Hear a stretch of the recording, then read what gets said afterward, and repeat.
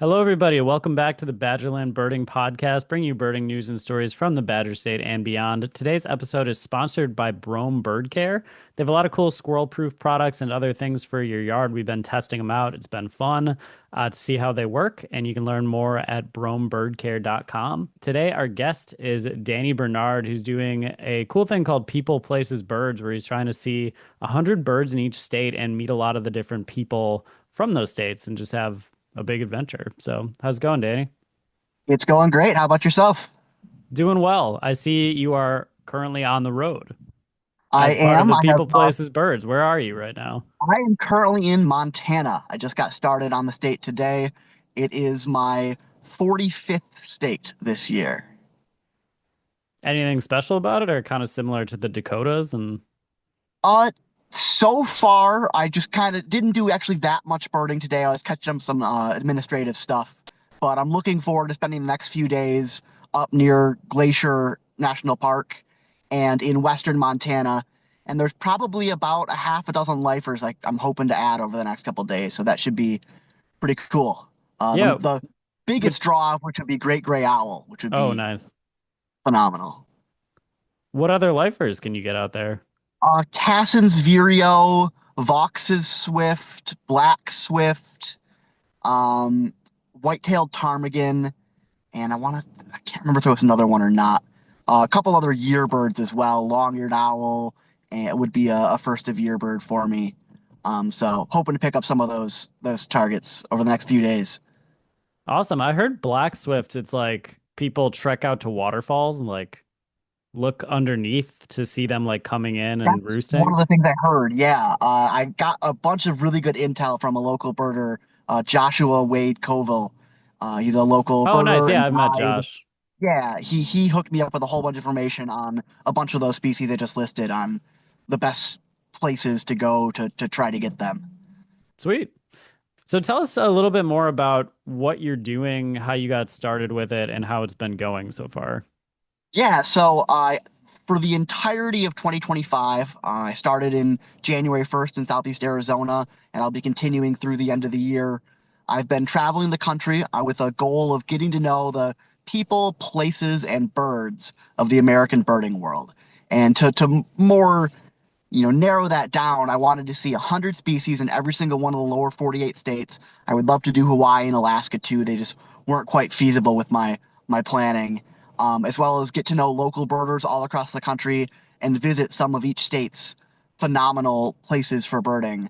For example, just the past few days, I was in Yellowstone National Park in Wyoming, and like I said, I'll be heading to Glacier in a few more days, and places both for birding and just for natural beauty. Sort of getting to know the country and the birding community. Did Uh, you did you see anybody doing anything crazy at Yellowstone? I've heard stories about people like running at bears to get pictures and just doing all kinds of crazy stuff. not anything with bears. In fact, I saw one black bear often like on the side of the road. Didn't see any grizzlies in my time there. But with bison, it seems like people don't understand that bison they're not a friendly animal. They're Totally, not totally. necessarily aggressive, but people will be like, "Oh, there's a bison walking down the road. Let me get out of my car and go along the side of the road." It's like, don't, no, it's a bison. That thing weighs a couple thousand Yeah. pounds. Yeah, If it don't do decides, that. yeah, if it decides it has a problem with you, it's not gonna have a problem with you very much longer because you're not gonna be around for very much longer. Yeah, yeah, I've heard stories about Yellowstone, people just not respecting the wildlife. So, Right. respect the wildlife. Exactly. Yeah. But with this journey, so you when you stopped in Wisconsin, we met up to do some birding, filmed it, so we might end up making a video to put on the channel, which would be kind of cool. But Yeah. you're from Michigan, correct? I am from Michigan. Yeah, so I remember you were kind of back home for a little bit. So I feel like you had a little extra perkiness being back in the Midwest, kind of Yeah, back at your home base to recharge. I just gotten off like a vacation, I called it, which to some people you might hear this journey and think like, oh, you're traveling across the country. That sounds like a vacation itself. But this year has definitely been incredible time, very fun, but at times very exhausting. So it was nice when I was home in Michigan to take a couple weeks, just sort of like relax and sit around the house and do nothing. Yeah. And so we went out to a prairie. We saw a lot of dick sisel, which is cool because they don't always Yeah, come down in great numbers. Had a really great Henslow sparrow that's experience. the best looks I've ever had at a Hensel Sparrow by Yeah, just far. sat there and called for like 5 minutes, which was cool. Yeah.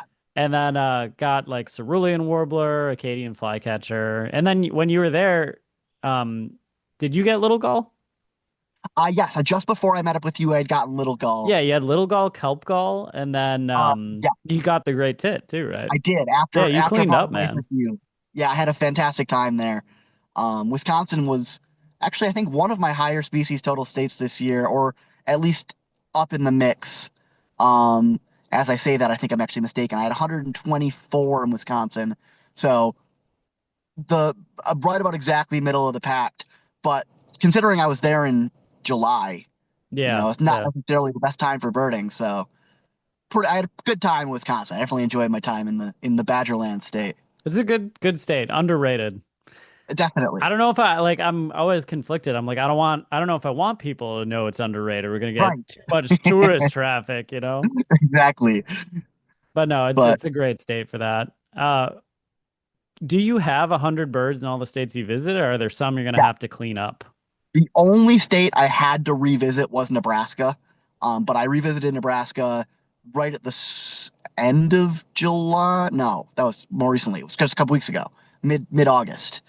Um, I had left. No, I had been to Nebraska in March for the sandhill crane migration Hmm. at like Roe Sanctuary in the Platte River Valley area, and I left the state after just 2 days there at 97 species, and so that one was sort of hanging over me as like the only state I hadn't hit 100 yet. When you were But driving, were you just like, can I pull out a few more things on the road? well, that I hadn't hoped to even get close to that many when I was there in March. I was hoping to maybe come away with 75 or 80, and I ended up having 80 by early to mid afternoon of my second day there. And at that point, I started looking at eBird, and there's like the Explorer feature on eBird, and you can sort by your targets for like, current state year list. And I'm just looking at that, like, okay, I can chase this bird here, and I can chase that because I was like, I might be able to hit 100 on this visit, even though I was planning on coming back anyway. Just the fact that I knew I was going to be that close was like, it'd be awesome if I got it now. And then I ended the day with like at dark with I think I had a or no, I had a screech owl earlier in the trip, so I think it was either a bard or a great horned owl. It was like my last bird of those 97, and I was like, there was like nothing else I could find before I had to go back to Kansas. But I got easily over 100 within my first 15 minutes of birding when I was there a couple weeks ago. So that cleaned itself up nicely. So what states are remaining then? All I have left is Montana, which just today, like I said, I didn't do that much birding today, but I had 52 species, so pretty solid day. And then once I head into the mountains, I should pretty easily clean up 100. And after Montana, I'll be heading to Idaho, and then Oregon, and then Washington.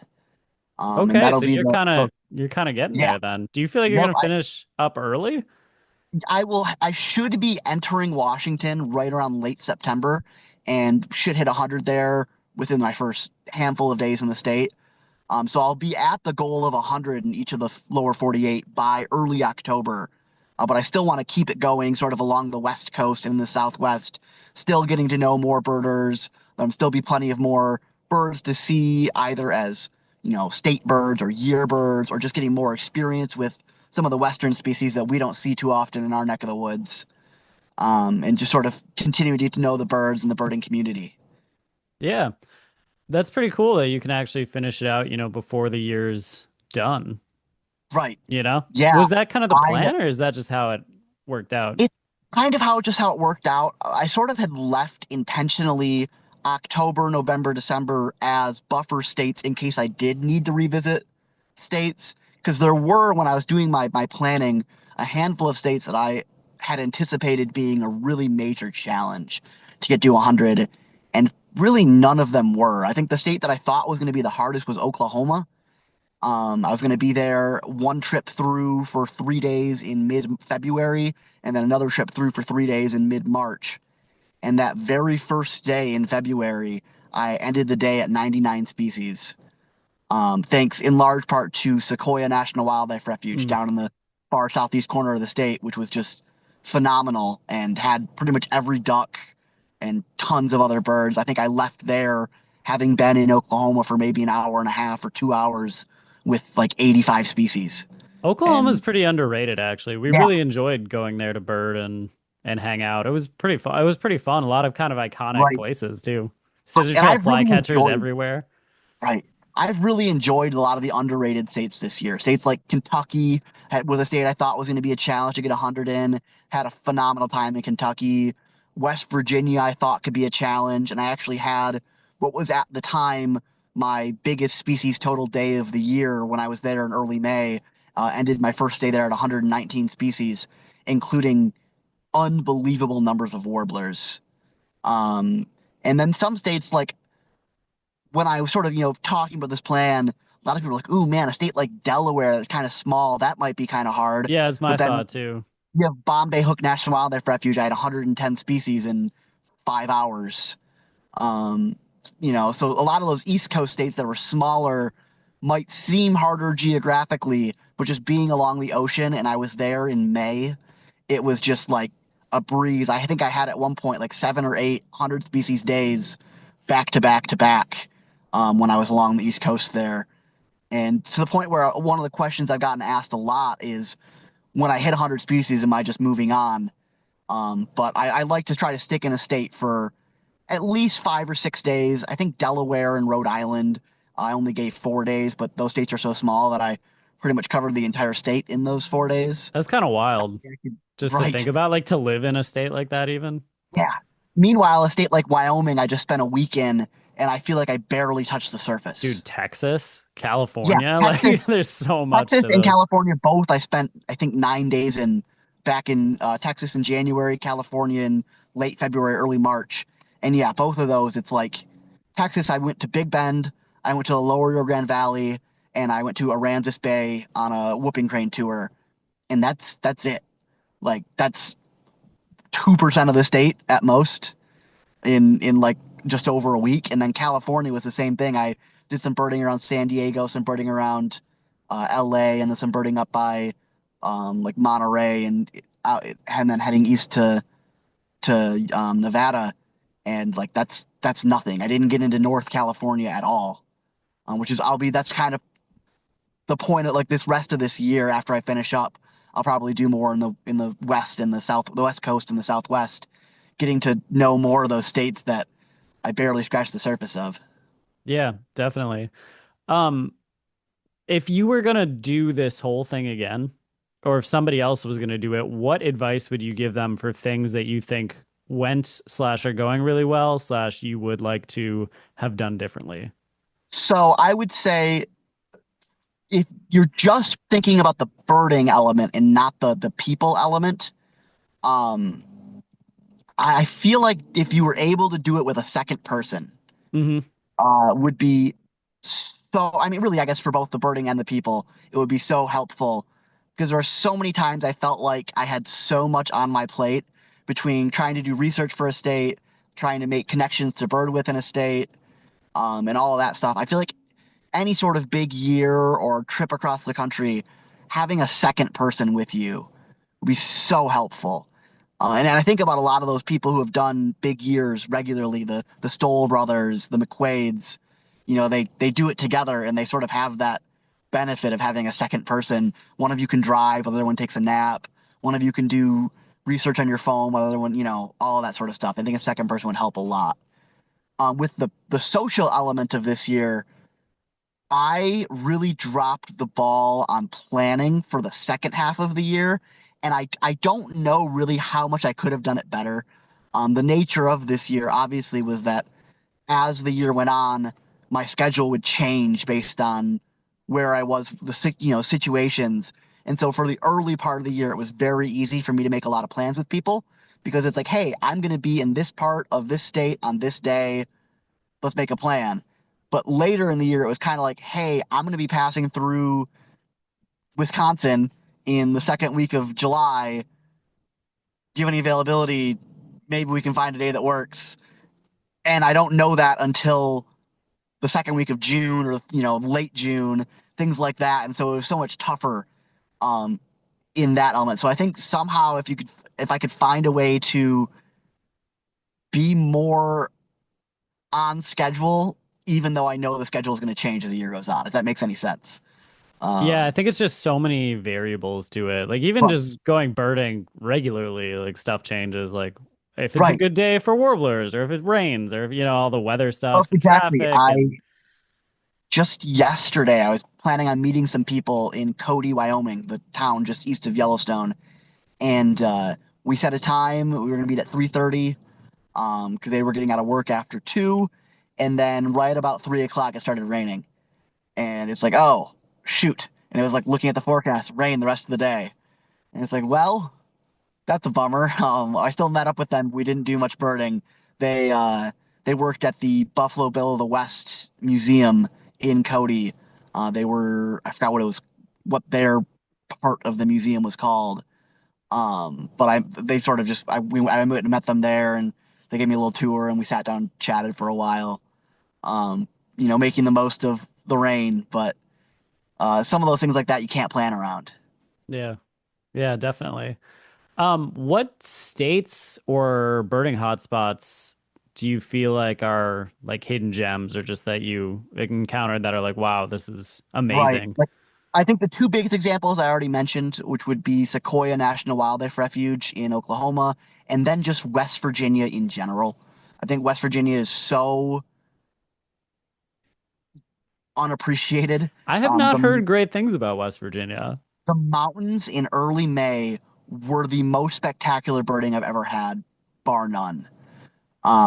I like I'll just pull this up real quick just to see it. Trip report.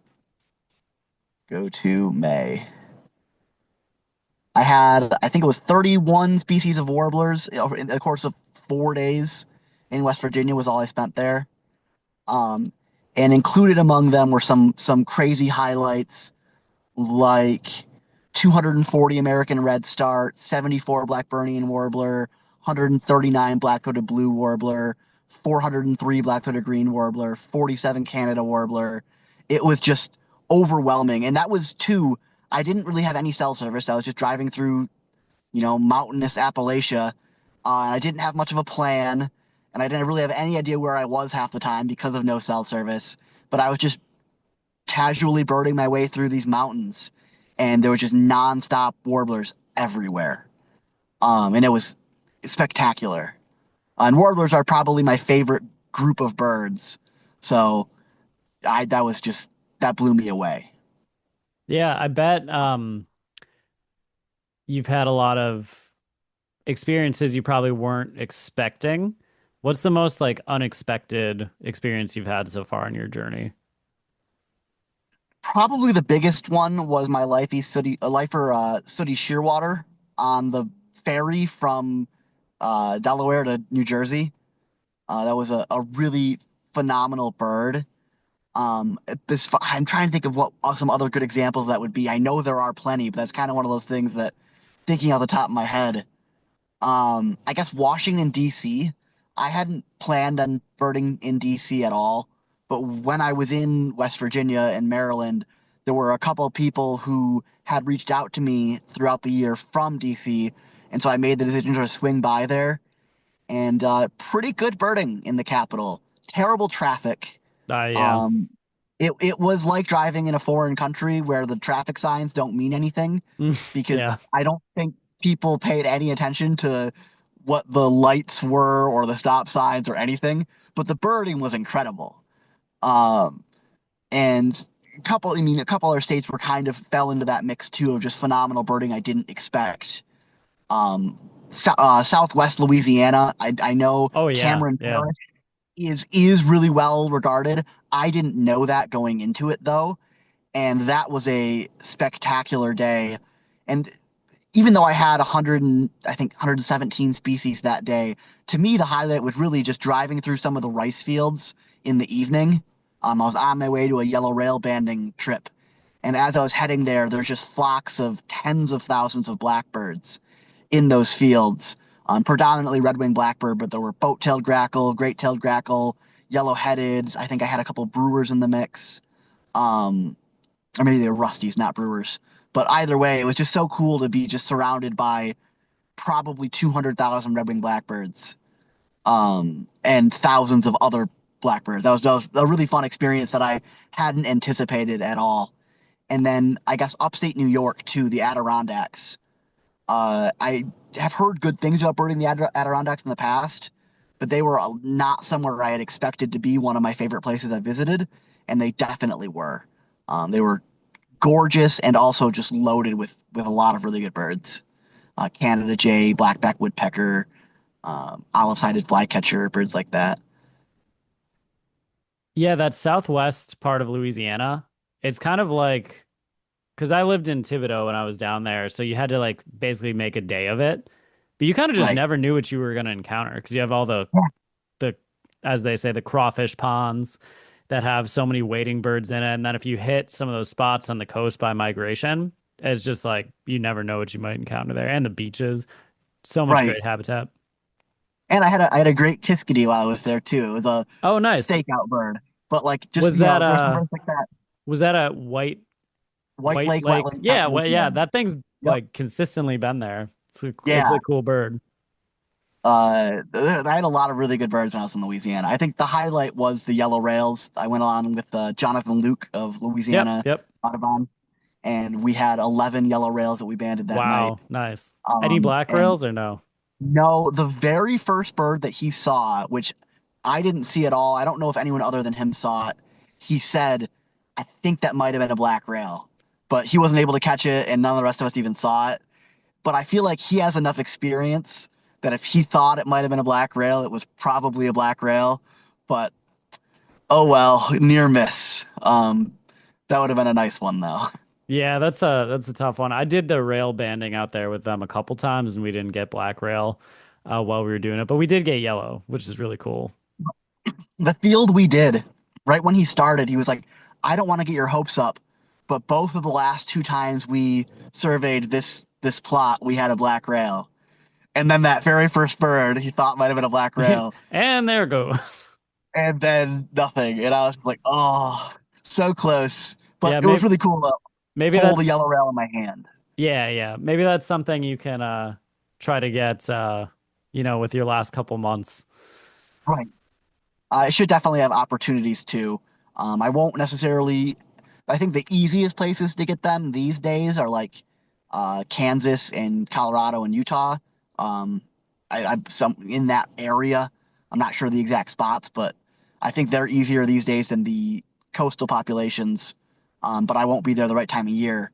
But I should have shots in like Texas or somewhere like that to try for them again. Yeah, for sure. Being on the road that much, what's the best fast food places in your opinion?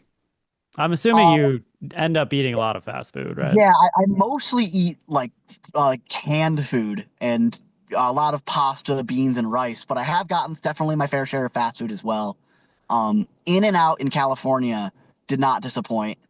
I had heard that In and Out was like expensive, and it was, I think, the cheapest fast food I've had this year. Interesting. Um, yeah, very good burgers. Another good burger place is your local specialty there, Culver's. But yeah, Um, phenomenal. Phenomenal. And then I really have come to appreciate it's a Nebraska exclusive. Runza, it's called. I think there's only like two locations outside of Nebraska, and they're both like right on the border of Nebraska. But it's like a shredded cabbage and beef sandwich that is really good. And it was definitely a more fitting food for when I was there in March when it was cold and icy. When I came through again a couple weeks ago and it was in the 90s, it was a little bit less, because it's like a very hearty food. But it was a really good fast food place. And I highly recommend anyone who passes through Nebraska stop at Runza. Nice. You should get them to sponsor you in your journey. Right, exactly. Uh, might be a little bit inconvenient for how I'm going to eat there when I'm not in Nebraska, but I'll take cash sponsorships. Yeah. Um, what do you feel like you've learned about yourself through doing this so far? I've but I'd say the two biggest things is I've become so much more comfortable being alone, which I think is a very good thing to have. I mean, I think a lot of people there's a difference between like being lonely and being alone. But this year I've definitely, spent so much time, despite the fact that I've been a huge focus is, meeting locals all across the country and exploring the social element. Just inherently, I've spent so much time just, sleeping in my car on my own, going places on my own. And that feeds right into the second thing. Like I said, sleeping in my car on my own. I've really gotten way more accustomed to abandoning the comforts of life, which I think has been a really good thing. And that's not really necessarily learning something about myself, but I think that's like growth. I've always been someone who I've lived a, you know, quote unquote easy life. My parents were never like super wealthy or anything, but we were never too hard pressed either. And so, sort of experiencing a full year of just like sleeping in my back of my car is, I have a nice setup. I have a Subaru Crosstrek that I took out the back seat and built in a wooden platform and have a memory foam mattress, and it's pretty comfortable. It's nothing compared to like a real bed though. And eating on the cheap noodles, beans, and pasta almost every day just to make this year affordable. Just sort of living like hardships like that, I think has led to so much personal growth. I feel way less spoiled than I normally would be. And I really have enjoyed that. So that's actually learning something about myself, but I think that growth has been a really big thing. Yeah, I feel like you're doing it at a good time in your life. Because, I mean, Right. once you have a family, I'm assuming that's probably out of the question of driving Oh, across the absolutely. US for the entire year to live out of your car, you Right. know? And that's like my dad has been living vicariously through me this year, talking about how like he wishes Let me he could sleep do in the what I'm car with you, doing. Danny. I think he wishes he could do what I'm doing, but it would never be feasible. He's married, they have pets, they have, even though all of me and my brothers are all grown up and, you know, I'm the youngest and I'm 28. It's like the possibility of him being able to do something like that is decades behind him. And so yeah, I don't think I'll ever have another opportunity to do something like this. Because for one, financially, I just spent a couple years saving up money for this trip, and I don't think I'll probably ever do that again, unless I somehow come into a ton of money, which I don't anticipate happening. And then, at some point in the future, sort of settling down, like you said, if you have a family, if you have, kids, a wife, anything like that, it kind of makes it pretty much impossible. Unless they are really into van life or Right. they, Yeah, like really like that exactly. lifestyle. And if there's someone who like is into that same sort of lifestyle, then definitely. And that would probably be really helpful, like I said, with having a second person with you, Hmm. uh, both for the sort of practical elements, but also just like I said, I've gotten better at being by myself this year. Like I've come way more comfortable, but at the same time, I think having a second person would make that sort of element so much easier, so much less mentally taxing at times.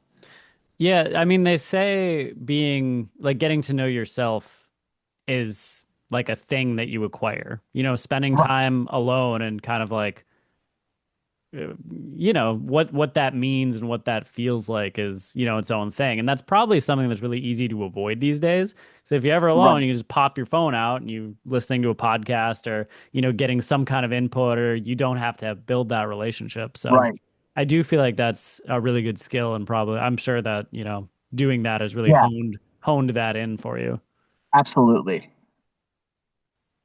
Has there been any sketchy encounters, cryptids, Sasquatches, or just like Um, dangerous places you've been where you're like, I gotta get out of here? Nothing in terms of nature. No Sasquatch anywhere. Dang. But yeah, unfortunately. I would say, I Somewhere guess the Matthew night I spent, Radford's listening to this and also going, right, dang, the big night I Sasquatch spent, guy. the night I spent in the Chiricahuas was a little bit spooky. That would have been like January 2nd or 3rd. So I hadn't really I had spent time sleeping in my car during my Michigan big year that I did in 2022. But that was just like a couple nights here or there as I'm traveling, to chase a bird or something. So I hadn't really gotten accustomed to spending every night in my car. So these days I pretty much feel comfortable just, I spent a lot of nights mostly in Walmart parking lots or Cracker Barrel parking lots, but even just sleeping in the middle of nowhere, I don't feel nearly as uncomfortable with. But as far as sketchy encounters in general, not talking about cryptids, there were a couple nights, one of which was in Vermont. I went to go spend the night at a Walmart parking lot, and I don't remember what town I was in, but it was on a Walmart that shared a parking lot with a major train depot that led straight to New York City. Mm. And just the vibes in that parking lot, I pulled in and I was like, this isn't the place. And then the only other spot that was also like that was another Walmart parking lot in central Louisiana. That was just kind of like I pulled in, and I've seen like being in You're Michigan, like, I I don't know a ever good see. Walmart. I know what a Right, good yeah. Walmart parking lot looks like. Being from Michigan, I usually like there's no Walmart security vehicles driving around the parking lot. I don't know if how that is in most states. I guess I should know really with how much Yeah, time I spent in Walmart parking lots. If yeah. anyone's gonna know that, it's gonna be me. You But can write I a most traveler's guide to Walmart parking lots and give them all exactly. ratings and be like, yeah. Most Walmarts don't have security guides. That Walmart in Louisiana, I'm pretty sure had two vehicles patrolling the parking lot, which was immediately a red flag to me. Because like one vehicle is like loss prevention, theft prevention. They're not really there for, safety issues. But I was like, man, why are there two? Like, and then also the parking lot just kind of had sketchy vibes. And I was like, there's another Walmart a half an hour away. And that was really before I got on the Cracker Barrel bandwagon, which usually quieter and also usually like almost every single Cracker Barrel has two or three van life people parked in it every single night. And So so it's if kind of like if you a had to pick, you're picking Cracker Barrel over Cracker Walmart. Barrel. That's what you're telling me. Absolutely. Okay. Yeah. But I didn't really get on the Cracker Barrel wagon until when I was in, man, that would have been March or so, was when I first got on the Cracker Barrel wagon. Uh, And since then, Cracker Barrel is almost, it was just about to catch up to Walmart's before I got back into a part of the country in like the Great Plains area that doesn't have Cracker Barrels almost Mm. anywhere. I think the entire state of Nebraska has, I think, one. South Dakota, I don't think had any. North Dakota had one. So I spent a lot of nights in Walmart parking lots or just in the middle of nowhere in some of those states, which in the middle of nowhere is a lot easier to do in like the Great Plains than it is to do in Vermont, Did you where ever there get is kicked no. out of a parking lot or a place you I were trying have, to stay? I have not. I think a huge benefit of that is I do have a Subaru Crosstrek, so I can kind of just pull in and I just sort of blend in as a car parked overnight. Whereas I Oh, think it's a so it's little bit not more like a big obvious. vehicle. Right. Gotcha. I think when people pull in with like a van or especially with an RV, it's very clear like, oh, this person's trying to camp out here overnight. Whereas I'm just a car that's parked there and who knows if there's a person in it or not. And most places don't care anyway. Walmart used to officially allow overnight parking. I think their official company-wide stance these days is that they don't, but it's really up to the location. And even a lot of locations that have a sign that says no overnight parking, I spent the night at and never once gotten a knock on the window in the middle of the night.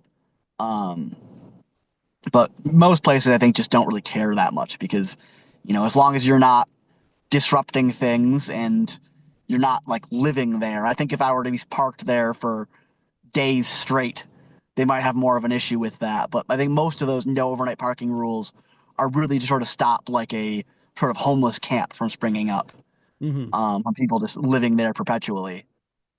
Isn't it Um, cool that you can do this in the United States? Just like go oh, it's travel around and sleep in phenomenal. Walmart and Yeah, Cracker Barrel parking lots. All right, I right. got some rapid fire questions for you. Okay. I don't want you to spend a lot of time thinking. I just kind of want you to go with your gut on these. All right. State with the friendliest people.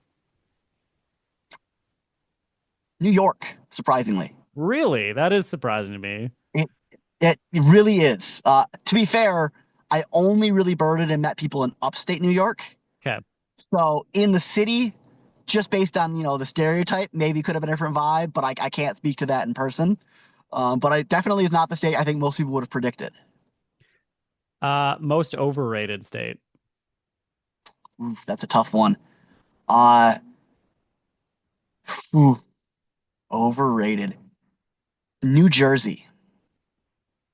Okay. I was not a fan Uh, of the tolls in New Jersey. I honestly, the definitely. traffic was Oh, bad. also, what's the deal with New Jersey tolls not accepting credit cards?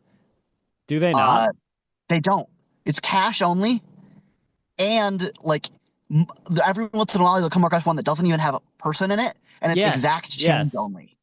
Yeah, And and then it's like they're it's trying exact to trick you. it's like $2.83 is the toll. What if I don't have 83 cents? Oh, then you Yeah. have to pay a fine. Yeah. It's like that's absurd. Or it's like, Uh, you've already passed it and it's like, oh, right. that was a toll that I just went through. Like it feels like Yeah. if you're not from there, that you're just automatically screwed. And You're like, good luck. I made a joking comment to the first person. I was like, "Oh man, I think you guys are like the only state that doesn't accept credit cards." And the lady at the booth responded like, "Well, would you really want to have to hand your credit card over to a stranger?" And then I thinking like, "You guys, you can't pump your own gas here. When you get gas, you have to hand your credit card to a stranger, and then they run it, Yeah. Yeah. and then they pump your gas." It's like, okay, no, get out of here, New Jersey. This isn't the 1950s anymore. Let me use a credit card to go through my toll booth and let me pump my own gas. Yeah, tolls are definitely like just a pain. I'm not a toll Right. fan. I Not at like all. so that's one thing, Wisconsin, like we really don't have a lot of tolls, but you go into Illinois, tolls everywhere. Oh. And admittedly, it would probably be cheaper if I just paid tolls, but I have my phone set to avoid tolls, and I will gladly drive an extra Doesn't 40 always get miles you though. Sometimes you still hit one. every once in a while, yeah. But I will gladly drive far enough that I'm paying more in gas than I would in tolls just to avoid the tolls. I I hate feel that. tolls so much. Speaking of which, worst traffic you've hit. That would also be New Jersey. Yep. But to be fair, I can't say it was, it might have been worse than normal because when I was there when the New Jersey public transit workers were on strike, and so the traffic on the highway to and like the main highway to New York was totally backed up for a lot of the stretch because there was no public transit because all of the like the trains and the buses and stuff they were all on strike. Which is also why I didn't bird New York City. I had been planning to, but I really didn't want to deal with New York traffic, especially when it was apparently like among the worst it's ever been as a result of that strike. And that strike just lined up perfectly with when I was there. And so I just decided to just skip New York City altogether and head to Connecticut because I didn't want to deal with that traffic. Otherwise, that would probably be my answer. Gotcha. Worst meal you've had on the road. Oof.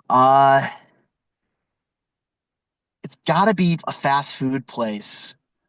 But I can't think of where it was. It was somewhere when I was in. Oh, it's gonna offend some Texans. Mm, Whataburger. mm. I've had Whataburger in the past and I've liked it, to be fair. But I got Whataburger back in January, and it was one of the worst fast food meals I've ever had in my life. It was inedible, I would say. What was And I've bad had it about it? again. I don't. It was like just didn't taste good. I don't know. It was Like like bad oil, maybe? I don't know. Everything. It was a burger, and everything about the burger was just bland and like not good. I Hmm. felt like it was like the burger was like overcooked and also didn't have any flavor and the cheese was like ice cold and it was just like all around a bad burger. And I've had it again since then and it's been fine, but that one was terrible. Gotcha. So that specific water Yeah, burger, as they I say in forgot. Texas. I don't know I don't know where that one was, but that one was bad. So I can't give any helpful advice as to not go to which that specific one. But if you can somehow telepathically figure out which one that one was, don't go there. Best meal you've had on the road. Hmm. Uh, Honestly, a self-made meal that I've been making a lot recently, and I'm almost getting sick of. But it's just a mix of Spanish rice, black beans, uh, noodles. I think I've been using shells, but I also use elbow macaroni, and then there's a bunch of different seasonings from stores. Pretty cheap to make. It's like I'm making it for like $3 a serving, and I think it's really good, but I am getting sick of it. Um, Weirdest roadside attraction you've stopped at. huh. Uh, I don't know about roadside attraction, but there is when I was on my way from Big Bend to the Lower Rio Grande Valley, I think it was, there was like a Prada store in the middle of nowhere. That's not an actual Prada store. It's just like a fake model Prada store on the side of the highway. That I is don't know if weird. there's anything in it. It was bizarre. Uh, that was pretty interesting. And also, just yesterday, I was driving through Wyoming, and there was just like a random big boy, uh, just in the middle of a field. Hmm. Like it looked too big to just have been like something that someone took and put there. It looked like it was like an actual like full size big boy that you would see on the top of one of the buildings of the restaurant in the middle of this field in the middle of nowhere. So neither of those had to do with the attractions, but they were both very peculiar. Gotcha. Strangest interaction with a non-birder. I haven't had that many crazy interactions with people this year. It's been kind of blessed in that sense. I feel like with as much time as I spent on the road, I would have expected to. Um, Probably the strangest was at one of the times I was at a Walmart parking lot somewhere along in the southeast. It might have been Georgia or one of the Carolinas. But there was just someone yelling on their cell phone incoherently. I don't think they were speaking words in any language. Um, just yelling nonstop for probably about a half an hour. That was definitely a bizarre encounter. I didn't really interact with them at all, but that was a peculiar one. I feel like the Walmart parking lot's always, Oh, good for yeah, some peculiar interactions. absolutely. What state had the most helpful birders? Ohio. Ohio does have a big that makes sense. Big community Yeah, there. especially I met up with a group of birders in Lake County. That were I had a phenomenal time birding with them and really good people and helpful birders. What state had the least helpful birders? Huh. I mean, I think I'm not gonna answer some of the Northeast ones because that was mostly just I didn't make that many connections with people. For a state that I actually did reach out to a lot of people, and the overwhelming majority of them were very unhelpful was California. But there were a couple who were very helpful. So, but California was the state I had the most contacts with going into this year. There were probably about 20 or so different people who I had talked to about birding with them and, getting advice from them. And then in the week leading up to California, pretty much every single one of them just either went ghost or canceled on me Ghost is outright. tough. Yeah, Canceling, people's plans change. Ghosting's right. tough though. Ghosting is, and that is one thing that I sort of discovered this year. It's kind of like before this year, I was an assistant store manager at Aldi, the grocery store, and I'd been involved in either management in like at Aldi or I was the manager at a bakery before that.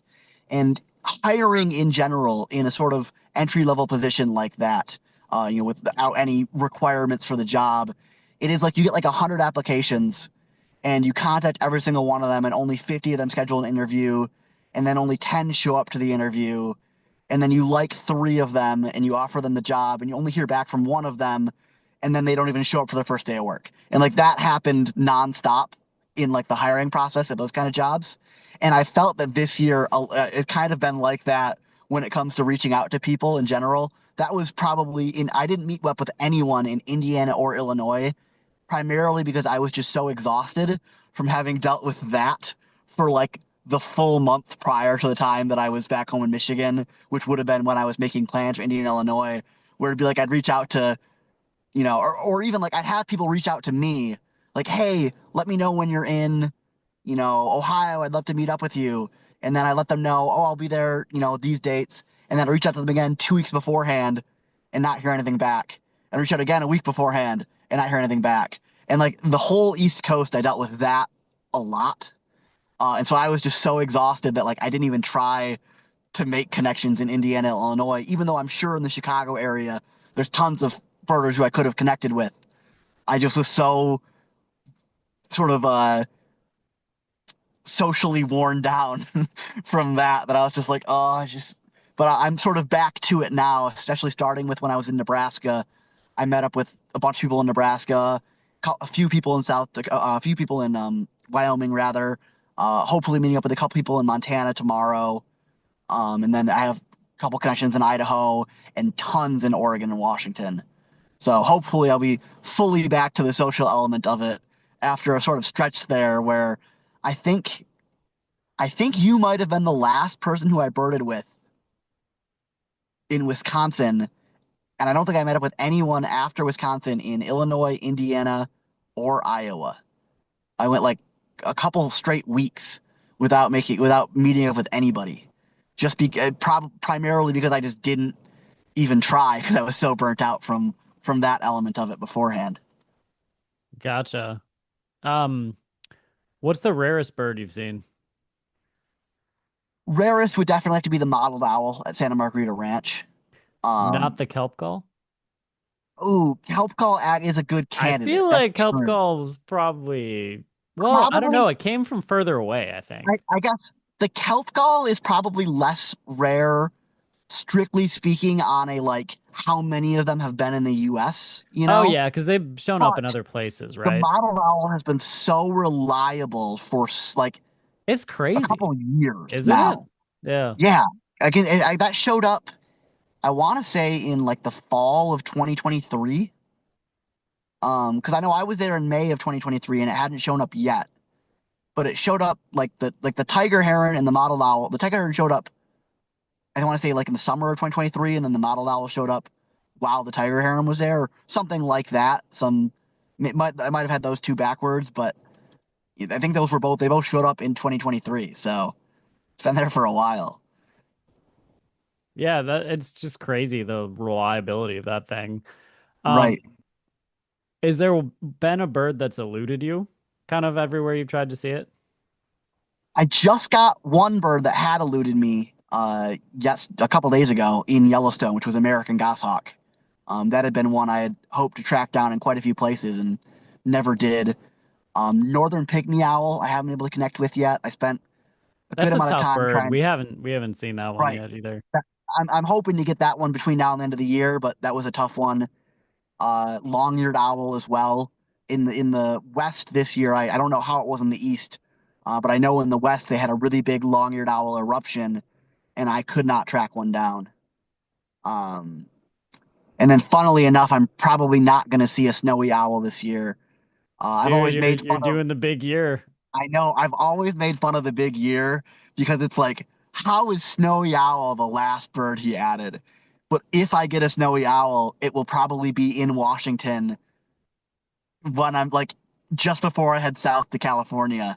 It was like my only window of like if there's any of the early snowy owl arrivals in October, I might get one. I think I Uh, think you could if you made an effort for it. right.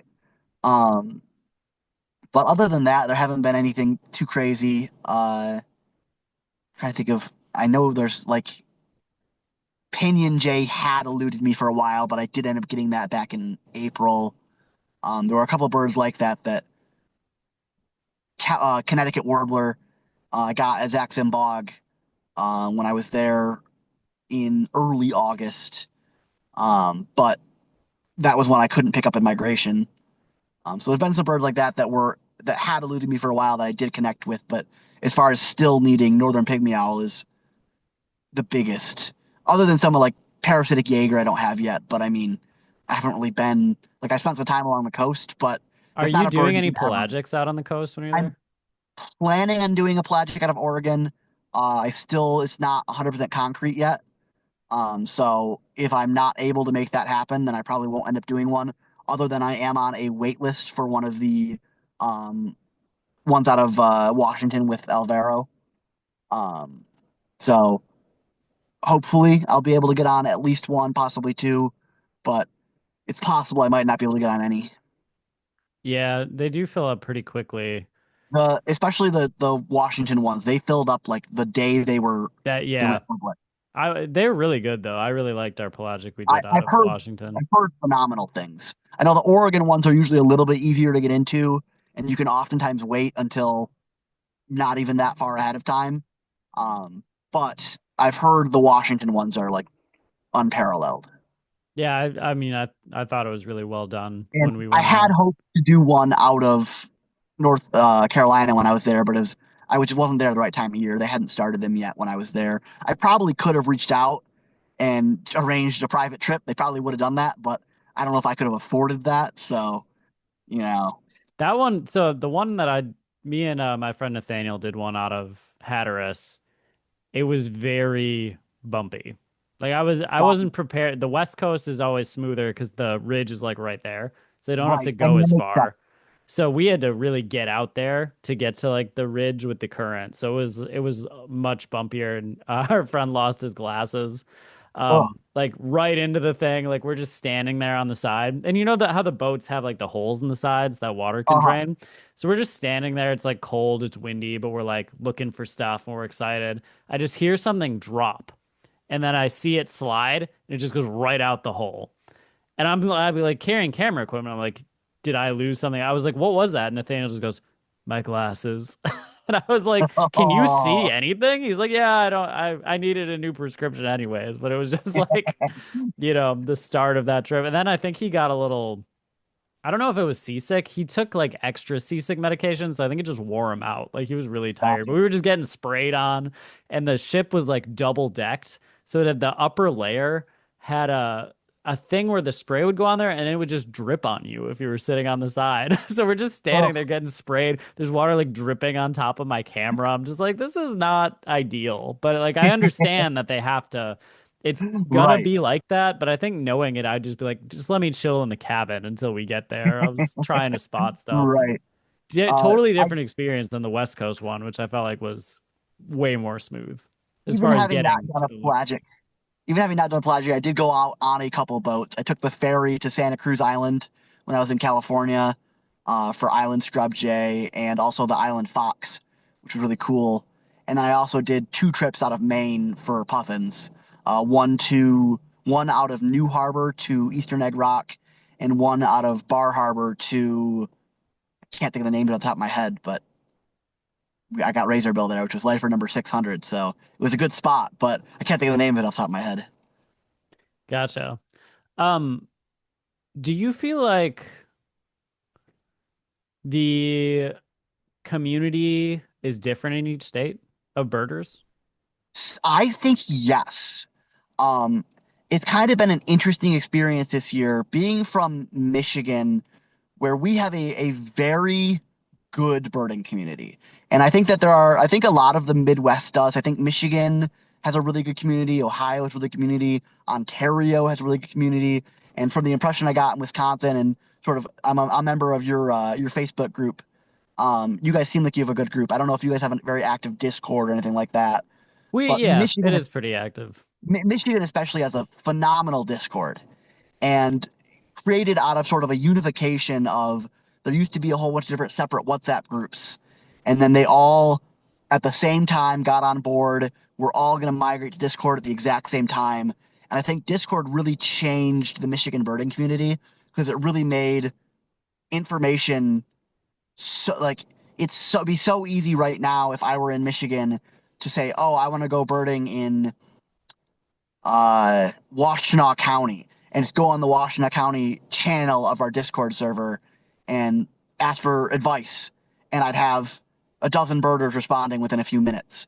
And there's definitely been a lot of states where I've found that talking to the locals, there really isn't any statewide community like that. I think that everywhere I've been, there have been a lot of really good, awesome local birding communities, but it seems like outside of some of the states with a more established statewide community, places like Tennessee. I remember when I was in the Nashville area, I was talking to some of the local birders there, and they talked about how the birders over in Knoxville, like they don't like sharing any information with the Nashville or the Nashville birders at all. It's sort of like oh, and like to the point where they all have WhatsApp groups, and what some of the Nashville talk about, like oh, this person tried to get onto the Knoxville area WhatsApp group, and they were like, "No, you don't live here. We don't want you on our group."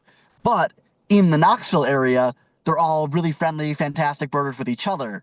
And to be fair, I am, speaking secondhand about the Knoxville group there. I can't back that up with my own personal experience, but I've heard stories like that in a handful of states this year, And there've also been states like, for example, Wyoming, where it's like there are some really good birders in Wyoming and really friendly, welcoming birders, but there isn't really like a big statewide community like we have in Michigan.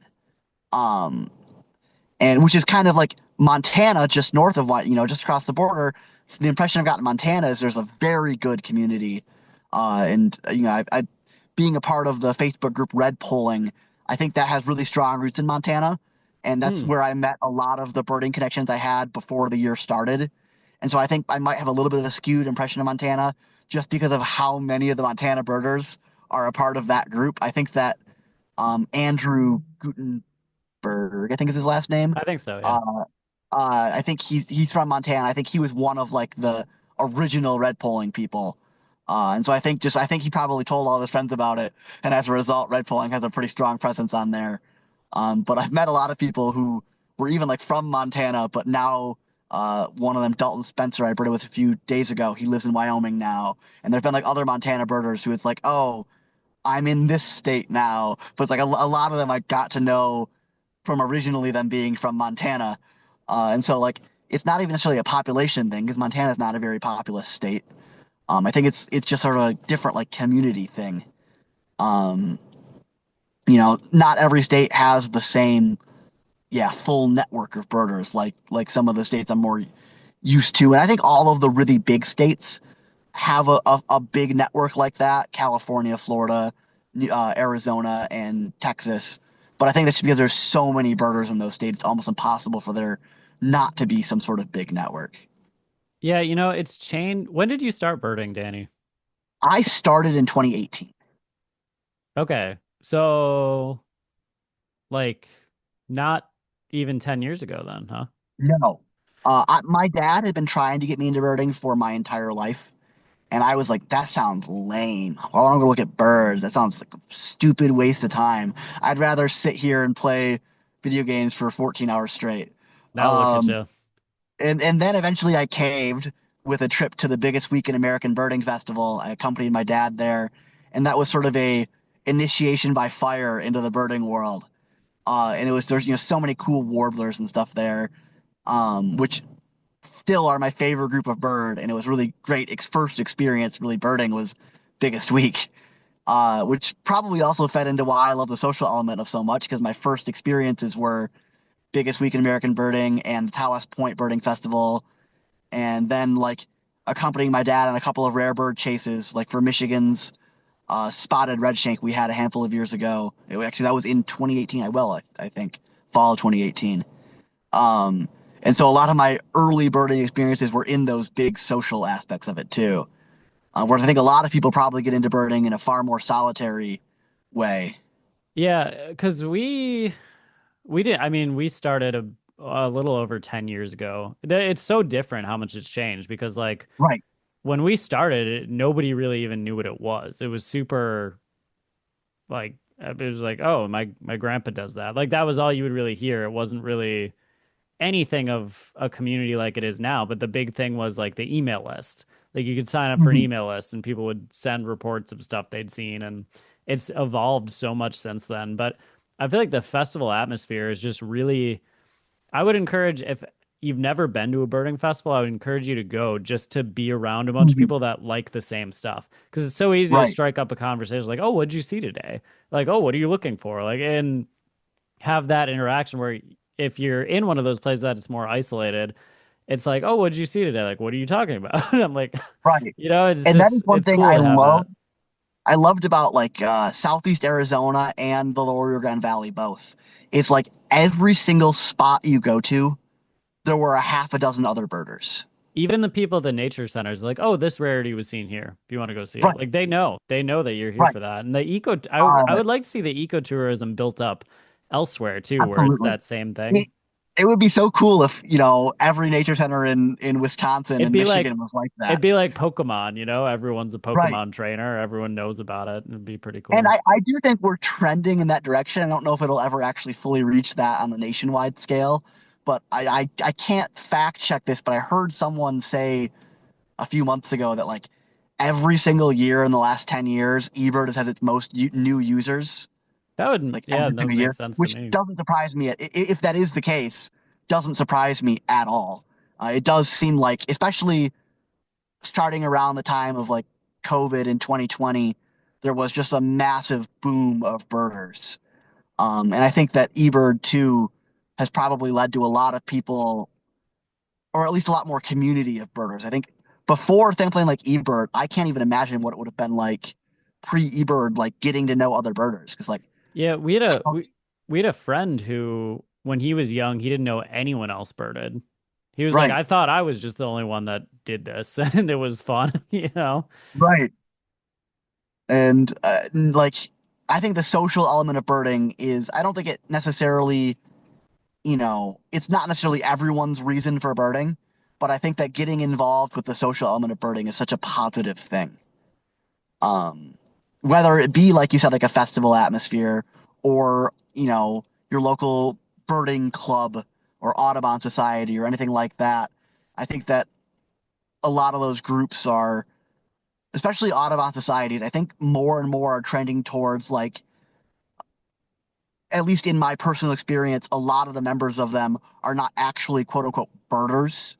And I don't think that's really a bad thing. I think being nature friendly and bird friendly in general, whether or not you're a hardcore lister or you just like looking at the chickadees in your backyard, I think that all of that is great. But I think more people should try to be a part of a local club like that. Even if it's just, a lot of those groups have like a Wednesday morning bird walk on the, second Wednesday of the month. And it's like just sort of joining along on things like that, I think is something more people should do just in general. I think Well, sort I of, think, oh, sorry, I didn't mean to cut you off. you're good. But I think the more we get into the technology, the more isolated everyone is. Because like I'll even find Right, myself when I'm home, I'm like, oh, I'll just like put on a podcast, and then it'll feel like, there's other people here instead of like going right, out to do something with friends. And I feel like it's gonna become more and more like that in the future, where people are more and more isolated. So I think that community aspect's gonna be more important, just for people to kind of live a normal life, or feel like there's other people to talk to, and right. that And they're I think not the only one feeling a certain way, or that kind of I thing. think that goes so much farther, obviously, than just birding. I think, in society and culture, that's a huge thing. And that's something I've talked about with like my parents before. I've had this sort of thought, which is if you were to write the book of your life, right? Like a very, very detailed book going every year of your life as a chapter, and think of every single person, every character in that book that is named in every one of those chapters, how many of them are you still in contact with now? Right? Like going all the way back to your childhood. I think for most people, the answer is like a fraction of a percent. Yeah. Whereas if you go back for most of human history, the answer would be pretty much all of them who are still alive, you know? And I think that we are in like a very new era in the way where going back probably 150 years to the start of it, but even then probably still on a smaller scale than now, where it's so much easier to be antisocial now, whether on purpose or just by circumstance. Yeah, because like you think about it, if say you're going to get something to eat, like even fast food, you'd have to go, you'd encounter people driving, you'd get there, you'd have to order, they'd give you your food, you'd sit with other people. Now, like you can order it on your phone, you can drive Right. there, you can just pick it up. You don't even have to talk to anyone. You can be on your phone while you eat and go home, and you've never even encountered another person. Or Like it's it's even like just, the past month or so, I've been doing a lot of DoorDash orders sort of in the evenings when I'm done birding, just to sort of get some extra money in to stem the bleeding of how much this year costs. And it is itching me out. Almost every single order is leave at my door. Like, even like when you people just are go, getting things you don't delivered. want to hear about my big year. Just No, like knock and yell through. right. Even when people are getting things delivered, it's like I don't want any social interaction. I want to press a button on my phone, and then 25 minutes later, I get a text message that says there's food outside my door, and then I go open it up and pick up the food and come back in. Like it's so easy to never interact with a person if you don't want to. Yeah. And How old are you, Danny? I'm 28. Yeah, I feel like we grew up in a weird time because like we didn't have smartphones when we were really young. Right. Because even when I got a phone, it was like a flip phone, and I could use like T9. People probably don't even know what T9 is, but like you could kind of text people, and Right. then it wasn't like photos or anything. And then No. now evolving to like kids grow up with this. Like we're in a weird time where we know what it was like before it and after. And people now don't even know. It's And always been this. It's always I been was you can look thinking up about whatever you that. want. I was thinking about that recently. I talked to my dad about it. He was a middle school science teacher before he got a job in around 2016 as the director of a nature center. But he was a middle school teacher for pretty much my entire life before then. And I asked him, like, you were a teacher right around the time of smartphones starting to be a thing. Like, did you notice that much of a change in his classroom, in your classroom? And he said he kind of like, he didn't really think about that, probably because smartphones really became a thing right about the time that he had decided he didn't want to be a teacher anymore. So I think he was probably, he didn't say he was checked out, but I think he was probably a little bit checked out by that point. But I was thinking about like just growing up. Like I got my first cell phone in middle school and my first smartphone right around the time of my freshman year of high school. And that's already such a sort of developmental age of your life that it was kind of natural to me, getting those changes along with growing up. And I had already developed the full social circle of in-person, communication from prior to having a phone like that. Where, like you said, like I can't imagine how hard it must be to be a teacher right now, and you have to keep your class's attention when they all have a smartphone. That I think some kids are they think they're good at hiding it from the teacher, but I think a lot of kids, it's impossible to keep all of your students on task when they have this thing in their pocket that can do everything. Yeah, Like I think it'd be hard to be a student because you say constantly also worried on that that one. something's going to be online. Like if you do Right. anything, someone could videotape it and Oh, it could be because I feel social like media when is I was a horrible kid, in that aspect. you were just free to do whatever you wanted and like it wasn't going to be Right. on tape and it wasn't going to last forever and nobody else was going to see it but your friends. So I just feel like it kind of like, makes everything more monotone because Right. it's like, And I do not as think expressive. that at least the impression I get from social media is that like the youngest generation now, I don't know if it's I don't know if we're in Gen Beta yet or if it's still Gen Alpha, but they've sort of more embraced the sort of whimsicalness of it. But I think definitely like I was right on the edge of Gen Z, and I think that with Gen Z there is such a massive divide of that sort of social fear because every single thing you say and do could be broadcast to every single person you know in a moment. And at the same time, people can have like people can also do things anonymously. People could spread a rumor about you anonymously with no ramifications whatsoever because they can use a screen name to do it. And and so there's just so much more potential for people to be willing to do things without worrying about consequences, and at the same time be afraid to do you know things because of the consequences. To be afraid to do things in person, but so much easier to be like a spiteful, hateful person online. I think that's really like screws up the sort of social development, I think. Yeah, I was talking to my one of my friends about this today, where they were like in high school, like, oh, the nice thing about being out of high school is like it's not a popularity contest anymore. And I'm like, social media is a popularity contest, basically. It's Right, like, hey, like, can I get people to look at my things and stuff?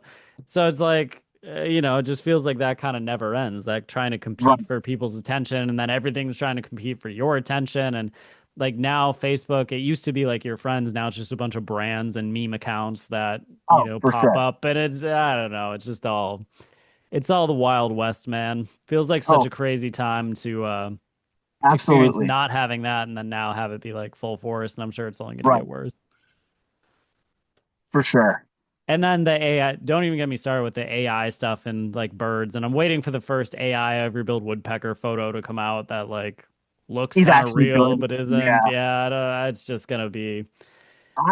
I'm waiting for the first major like stringer AI situation to come out. I haven't heard of any yet, but I'm sure it's right on the horizon. A Maybe. person who I don't know. We'll see. like someone using AI to string rarities. I think it's gonna happen, you know. It's probably already happening, really. I'm sure But I people think have it's gonna, submitted AI photos to eBird. oh, I'm sure people have submitted AI photos to eBird, but I would imagine most of the AI photos submitted to eBird are more so out of just sort of a lack of understanding rather than, you know, like malintent. Maybe, But maybe, I don't know. yeah, it's hard to say. But I would not be surprised if at some point, like there's like a big burning social scandal of this person who did an ABA big year was using AI to generate photos of the I rarities they feel didn't like actually see. if you're gonna do a big year, you probably I feel like you gotta, honor Oh, system a little bit, you for know? sure. And I do think too, especially if you're doing like a big year in any capacity, whether it's a true big year or a quest sort of like mine, people follow your journey in some capacity. You know, if you're the I remember back in a little bit in January and February and March, there were stretches where I was number one in the ABA for the year. And I had so many people who would click on my eBird profile and see my email address and send me emails about my birding and about, you know, like whether or not they knew anything about my people, places, birds journey, or just, you know, could I had, 450 species and already in the year, and it was so early on. People just sending me emails about birding.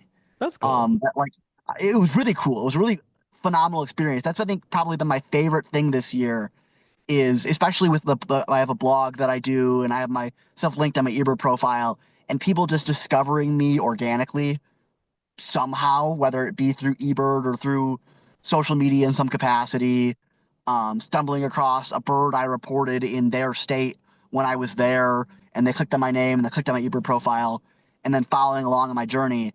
And like just a couple days ago, I had an email from someone who was from New Hampshire, who's just like, "Hey, I've been following you. I think it's really awesome what you're doing. It's been really fun to follow along." And just those sort of like little interactions like that are so awesome.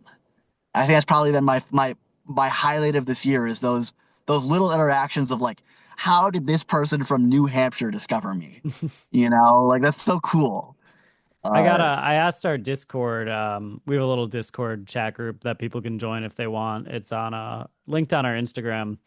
If anyone had any questions for you. And Justin asked if you had an unexpectedly great birding location. He said aside from a landfill. So I think like, a place you wouldn't think is a traditionally good birding location that has been good. hmm, that's a tough one. Specifically, there have been some sort of hidden gem places, like I mentioned Sequoia National Refuge earlier.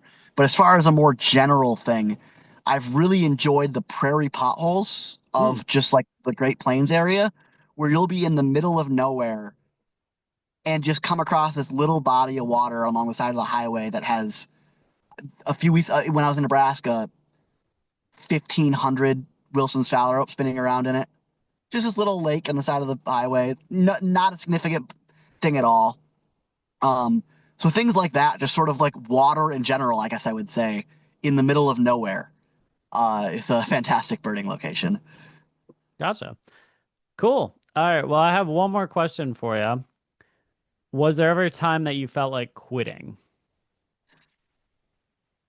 There was a stretch in June and July there where I had mentioned the sort of social exhaustion of it, but also that was right when that heat wave, that crazy heat wave came through earlier this year. I don't know how much you guys dealt with that in Wisconsin, but in Pennsylvania and Ohio, where I was at the time, it was every day like a high of 108, low of 90, which sleeping in the back of your car when it's 90 degrees was miserable. And after like 6 or 7 days in a row of that, I was almost ready to just call it. Like I was like, I can't keep doing this. This is every single night I'd lay down and just be dripping sweat for the entire night, unable to sleep. Yeah, that does not sound glamorous by any It means. was definitely not. It's kind of like I don't know if you have watched Listers.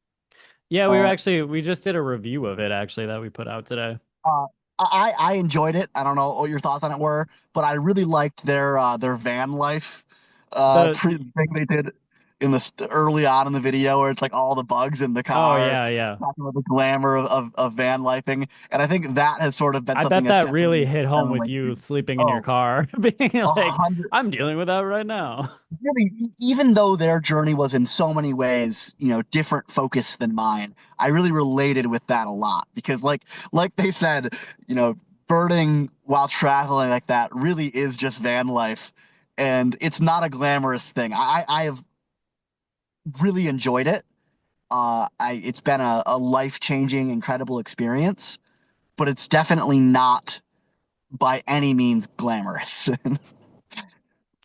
Yeah, I totally feel you on that one. Yeah, there were a lot of things in that were very relatable experiences. Right, We were saying like even for non-birders, just some of the stuff that you go through like on the road and things like right. that. Yeah, that Well, was cool. that was a good. Anything else that you want us to know? I guess where can people support you if they want to support what Yeah. you're doing? So, I have a blog. It is peopleplacesbirds.net. And I have pretty much everything linked on that blog at the bottom of it. I have a Patreon if people want to support me, as well as I have my Venmo, and I'm about to link. I created a GoFundMe just a couple days ago. I had posted a picture of that meal I mentioned earlier, that pasta, beans, and noodles on my Facebook, and I had a someone who's followed me this year comment like, please link me a GoFundMe. Like, we need to get you some real You were food. Like, talking this meal up, Danny. Say it's oh, one of your favorites. I really enjoy it, but it is like I said, eating the same thing for 10 days in a row, twice a day. Danny, it looked so bad. Someone was like, "Let me give you money so you don't have to eat that." I don't know what to think about this. I really enjoy it. But yes, they were like, I think the exact comment was, I understand this fulfills your nutritional requirements, but for the love of good food, someone please buy Danny a meal. And so Noted. I ended up So creating a GoFundMe after that comment, which I linked in my most recent blog post, and I'm going to add to my support section at the bottom of my blog. But yeah, if people want to support me, I have my Patreon. Um, I post notes that follow my day by day birding there, which is basically a list of every new bird for the state or what state I was in, what eBird hotspots I went to, and every new bird I saw for that state, and then sort of just a handful of comments throughout the day about different places, different experiences I had, that I post there following every single day. And also people who are my sponsors, which is the highest tier of my Patreon, I send postcards to, following, from somewhere I was that month, national park I visited, a state park I visited, places I birded, things like that. So if people want to support me, that's the easiest way to do it. And even like I said, or even just following along on my blog, and or just sending me an email. Like I said, that's been the highlight of this year, is hearing from people who have followed my journey. Has been also a huge support. So yeah, awesome. Well, sweet. Thanks so much to Brome Bird Care for sponsoring this video. Make sure to check out their products at bromebirdcare.com. And thanks so much for talking with us, Danny. Appreciate your time and good luck on the rest of your journey. yeah, it was a pleasure. Thank you for having me. Hopefully we can bird together sometime if I find myself For sure, we're back not in we're not going to be or that far away when you're back home in Michigan. So exactly. So that have a good one. barnacle goose evaded me two or three Yeah. times, and then I Although realized it's probably not countable anyways because it's still exactly, there. So I don't know if that would have made it exactly. worse or better had I seen it. I And think then I think it's still worse because you gave that much effort to a bird that not only did you not see, I think it is but you worse. wouldn't be able to count even if you had seen it. Yeah, Um, yeah, that was a tough one. Tough one. yeah, I think I had seen you post on the Michigan. I think, did you post on the Discord I did, at yeah. some point? I think I had seen something about that, and then I remember talking to my dad about that, and he was like, "Yeah, Derek tried for that bird a couple times and didn't get it." Uh, Yeah, it's been a tough year for missing because we tried for like a short billed gull that was like 3 hours away from me three times and didn't see that either. So I don't know. You win some, you lose some. yeah, I've really not done that much chasing of rarities this year, in part because a lot of the rarities I wouldn't need to. Like, why would I chase a short-billed gull in the east when I'm going That's to true, be, yeah. But there have been some birds I have chased, and I've had pretty good luck with Wisconsin, for example, little gull, kelp gull, Michigan, Wisconsin black-headed delivers. What gull. what can we say? Yeah, yellow grosbeak in Arkansas. So I've had some pretty good luck on the few actual rarities I've chased. Um, but yeah, so it's definitely a Well, little bit easier to have success when you have the whole country to work with that's true, rather yeah. than your local area. Well, hopefully your rarity luck continues. And thanks so much for taking the Hopefully. time, Danny. We'll see you on the road. And thanks to everyone for watching and listening to this episode of the Badgerland Birding Podcast.